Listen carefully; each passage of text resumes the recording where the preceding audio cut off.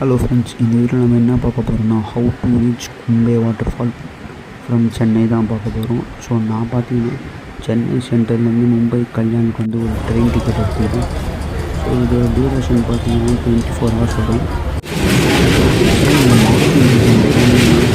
இந்த 24 hours வந்து long distance போகிற வரையும் ஸோ நான் பார்த்தீங்கன்னா லோனாவாலாவில் தான் ஸ்டார்ட் ஆனேன். ஸோ உண்மையிலே பார்க்க வியூ எல்லாமே செம்மையாச்சு.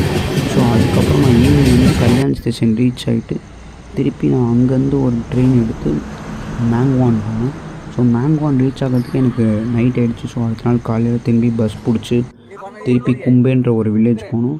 ஸோ கும்பே வாட்டர் ஃபால் நீங்கள் ரீச் பண்ணால் நீங்கள் ஒரு 3 hours ட்ரெக் பண்ணுற மாதிரி இருக்கும். பட் 3 hours நீங்கள் ட்ரெக் பண்ணுறதுக்கு வந்து அந்த வியூ வந்து செம்ம ஒர்த்தாகவே இருக்கும்.